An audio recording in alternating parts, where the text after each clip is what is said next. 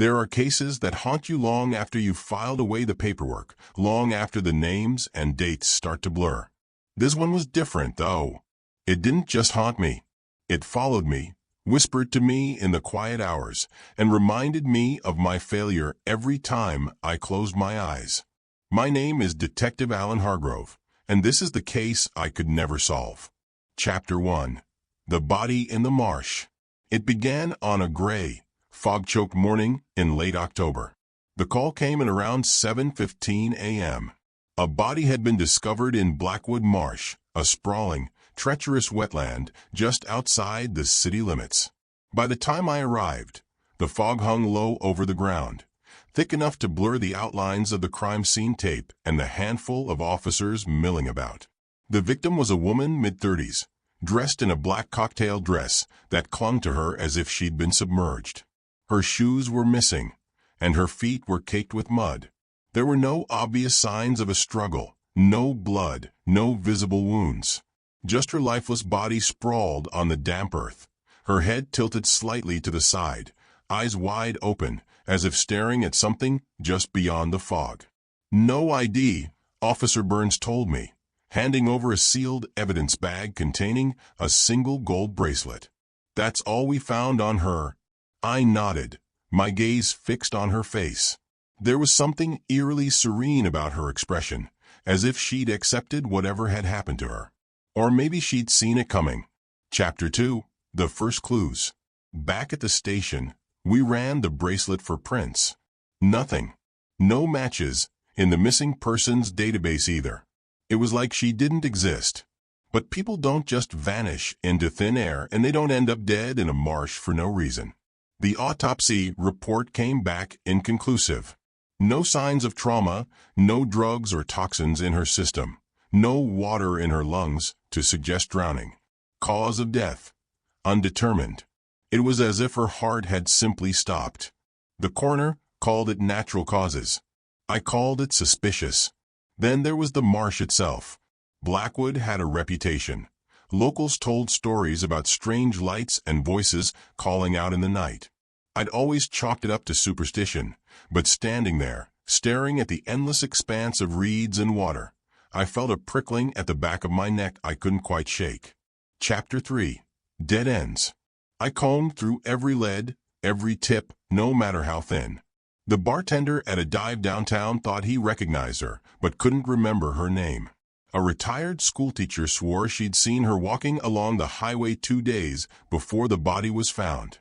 A local fisherman reported hearing a scream in the marsh the night before, but the fog had been so thick he couldn't see more than a few feet ahead. The case should have been routine. Trace the victim's identity, follow the trail, and find the killer. But every lead unraveled into nothing. Every answer raised more questions. Her face began to haunt me, the way her eyes seemed to plead for something I couldn't give her. Justice? Closure? Or was it something else entirely? Chapter 4. The Journal. Weeks passed with no progress. Then, out of nowhere, a man walked into the station holding a small leather-bound journal. Found this near Blackwood, he said. Figured it might be yours. The journal's pages were warped from moisture, the ink smeared in places. But I could make out enough to know it belonged to the victim. The entries were fragmented, written in a hurried, almost frantic hand. She wrote about someone following her, about shadows moving in the fog, about hearing whispers when no one was there. The last entry read, "He knows. I can't hide anymore. If you find this, I'm sorry." Chapter 5. The Shadow in the Fog. The journal reignited the investigation, but it didn't provide answers. Instead, it added to the mystery. Who was she hiding from? Who was he? And why did she think someone would find her journal? One night, I found myself back at Blackwood Marsh, drawn there by something I couldn't explain. The fog was thick as ever, swallowing the beams of my flashlight. I walked the path where her body had been found, scanning for anything I might have missed. That's when I heard it. A whisper, low and indistinct, like the rustle of reeds in the wind. But there was no wind that night. I froze, straining to listen, The whisper came again, this time clearer. My name. I turned, heart pounding, but saw nothing. Just the fog, endless and impenetrable. I told myself it was my imagination, the stress of the case getting to me. But deep down I wasn't so sure. Chapter 6. The Vanishing Trail. The journal brought more attention to the case, and soon the media latched onto it, dubbing her the Lady of the Marsh. Tips poured in, but they only led to more dead ends. Every time I thought I was close to a breakthrough, the trail went cold. Months turned into a year. The case officially went unsolved, filed away in the archives like so many others. But I couldn't let it go. I kept the journal. Its cryptic entries burned into my mind. I kept returning to the marsh, hoping for, I don't know what. Answers? Closure? Or maybe just to feel like I hadn't failed her completely. Chapter 7. The Breakthrough. 13 years passed, and the case lingered in the back of my mind like a shadow. I'd retired by then, living a quiet life in a small house on the outskirts of the city. Then one evening, a letter arrived, a plain white envelope with no return address. Inside was a single photograph of the bracelet, now tarnished, along with a handwritten note. Blackwood. Midnight. I hadn't been to the marsh in years, but something about the letter compelled me to go. When I arrived, the fog was thicker than I'd ever seen it, curling around the trees like a living thing. My flashlight barely cut through the gloom as I made my way to the spot where her body had been found all those years ago.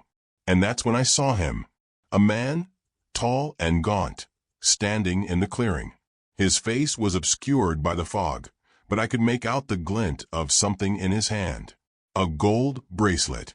You're late, he said, his voice low and rough. She'd been waiting for you. He tossed the bracelet to the ground at my feet, then turned and walked into the fog. I called after him, but my voice seemed to vanish into the night. By the time I reached the spot where he'd disappeared, there was nothing but silence and the faint smell of decay. Chapter 8. The Truth. The bracelet's return led to new forensic testing with techniques unavailable at the time of the original investigation. Embedded within the tarnished metal were traces of skin cells, a match to a man named Gerald Kane, a reclusive drifter with a history of violence who had died just a year prior in an unrelated incident. Kane's connection to the victim, Anna Grace, was pieced together through old records and interviews. She had been his estranged sister-in-law, fleeing his obsessive control. Her journal entries about he suddenly made sense. Kane had followed her to Blackwood, ending her life in a jealous rage.